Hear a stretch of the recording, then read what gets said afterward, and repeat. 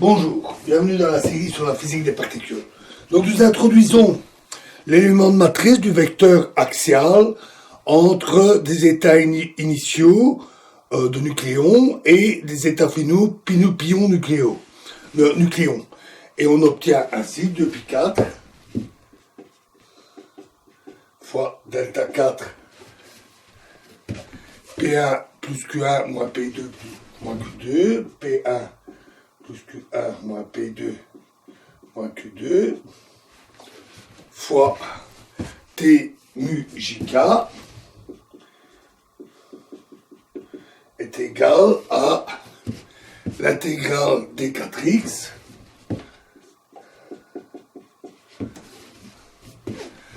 E exposant moins I Q1x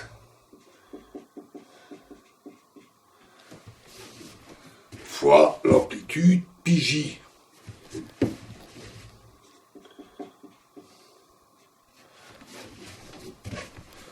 πjq2 np2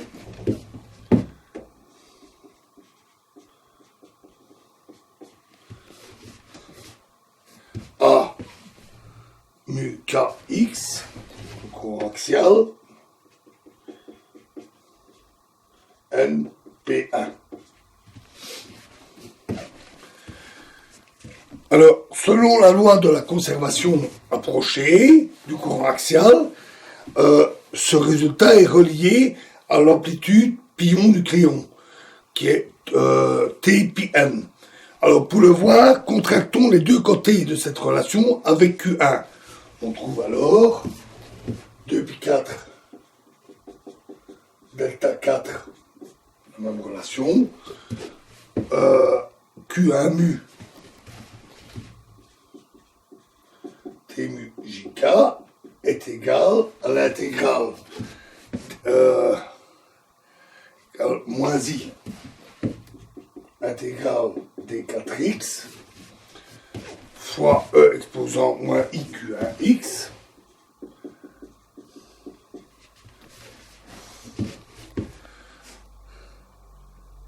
fois l'amplitude πjq2 np2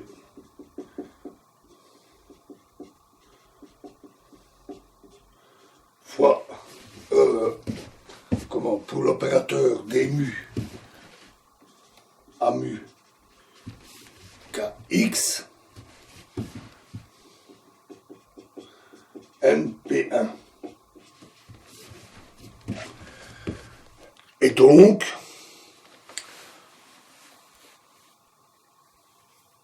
on n'a que Q1 mu T mu K JK est égal à... Ah oui, excusez-moi. Qu'en étape, ceci est égal à moins I MP au carré sur MP carré moins Q1 carré Fp fois l'intégrale d4x E moins IQ1x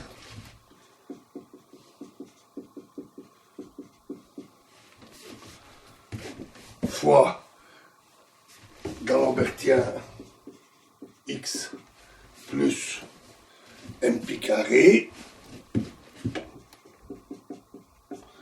fois l'amplitude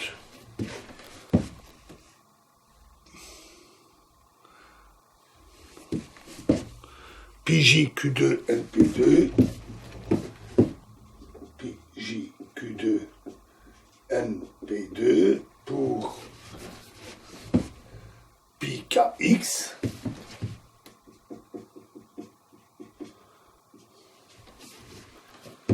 np1.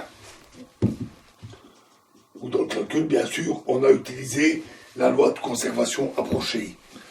Et donc, on trouve que Q1 mu T mu JK est égal à moins IFP fois MP carré sur MP carré moins Q1 carré fois T JK pour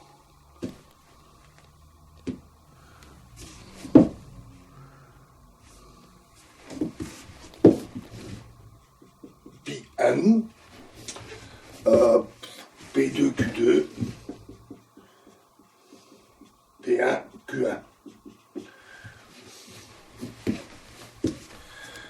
Quand Q1 tend vers 0, le côté gauche s'annule, sauf si T mu JK a une singularité.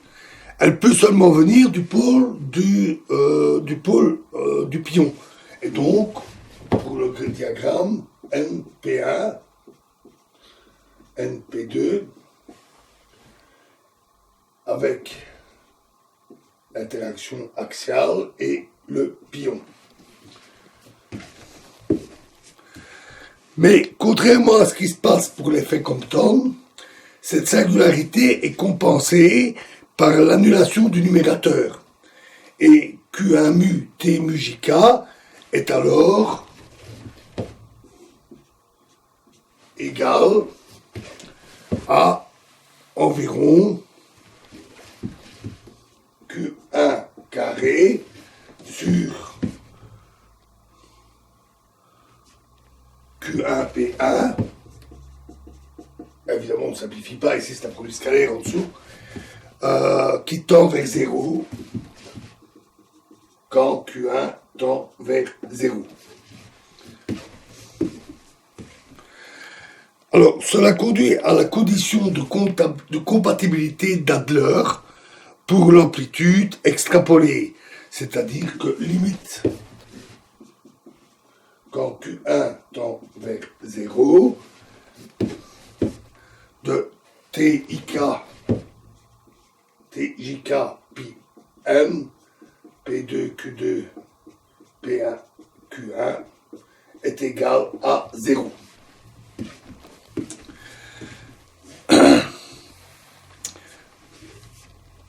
Cette limite, bien sûr, cette limite du pion mou, bien sûr, est non physique, parce que les pions ne sont pas sans masse, et une dérivation alternative suppose directement que MP est égal à 0 et que d mu à mu égale 0, donc conservation parfaite.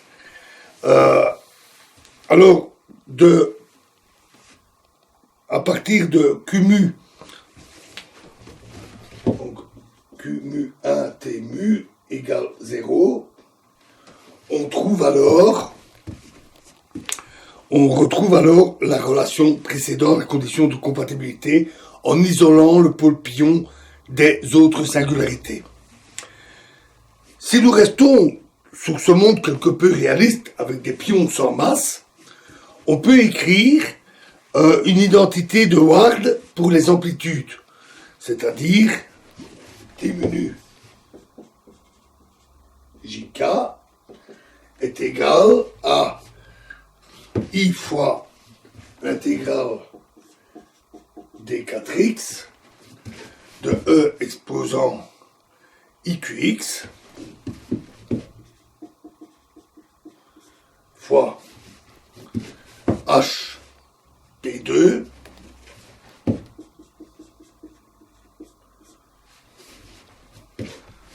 delta x0 le commutateur A0i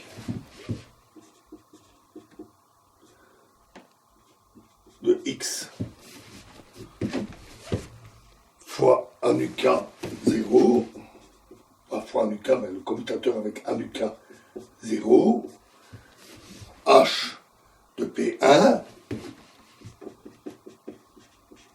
qui est égal à moins epsilon JKL, le tenseur antisymétrique, fois l'intégrale d4x, E exposant IQX, fois delta 4x H, l'amplitude HP2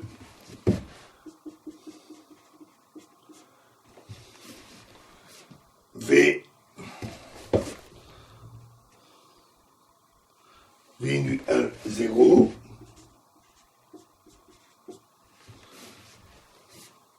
fois HP1.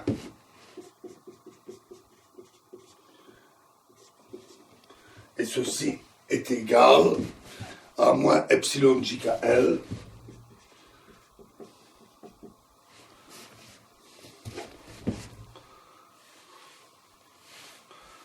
fois P1 nu plus P2 nu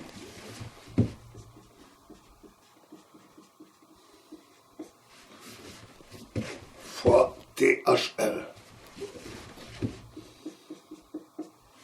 Alors, on a utilisé ici l'algèbre des courants pour passer de là à là, et le fait que V mu L est le courant isospin. Et également que THL est l'isospin du hadron.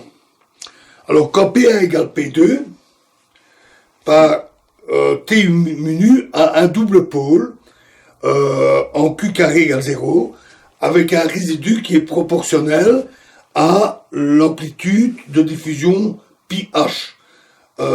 Oui, h est un état hadronique arbitraire, évidemment. Et au seuil, donc on a que T mu nu JK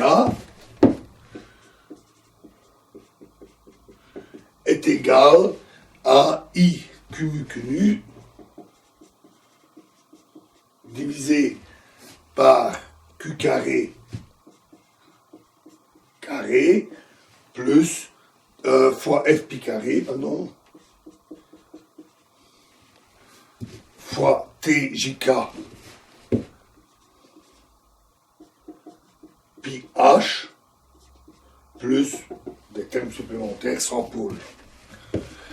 Par conséquent, la valeur seuil T pi H, la valeur au niveau au seuil, et dans le monde réel, ça correspond à PQ égale MP fois MH. La valeur de seuil est donnée par T pi H au seuil est égal à moins MP MH divisé par F pi carré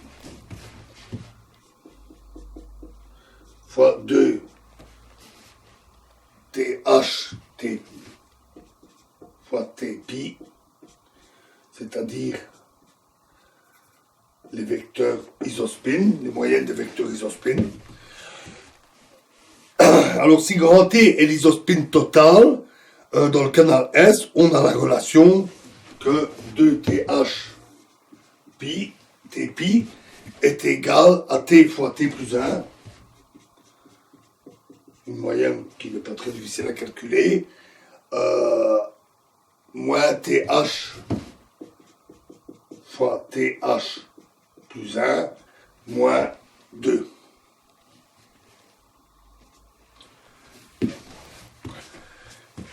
Alors, on peut réexprimer ce résultat en fonction des longueurs de diffusion dont S et dans les différents canaux isospins, on définit T,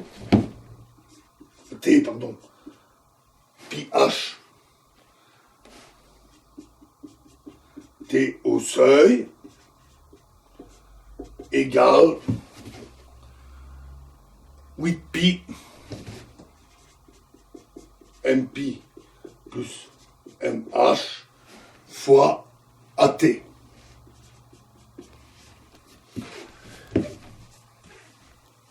Alors pour la diffusion pion-nucléon, cela conduit à des valeurs que l'on peut calculer, qui sont A 1,5 est égal à 0,166 MP moins 1, A3 demi est égal à moins 0,083 m pi moins 1 avec la relation que A1 demi plus 3 fois A3 demi est égal à 0. Et ces résultats sont en accord assez surprenants vu la manière dont nous les avons obtenus en passant par une région physique par extrapolation. L'accord est assez surprenant avec les valeurs mesurées. Ainsi, pour la valeur expérimentale, on obtient 0,171 plus ou moins 0,04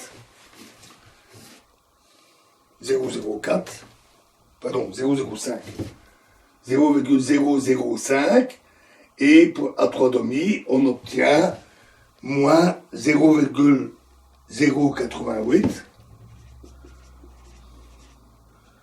plus ou moins 0,004.